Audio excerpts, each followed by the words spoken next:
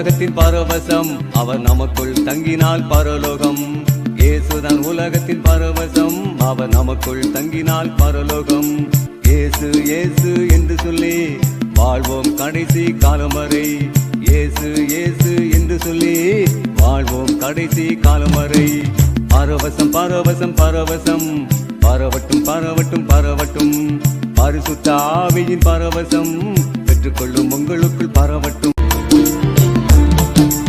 பரவசம் பரவசம் பரவசம், பரவட்டும் பரவட்டும் பரவட்டும். பரவசம் பரவசம் பரவசம், பரவட்டும் பரவட்டும் பரவட்டும். பரிசுத்த ஆவியின் பரவசம் பெற்றுக்கொள்ளும் உங்களுக்குள் பரவட்டும். பரிசுத்த ஆவியின் பரவசம்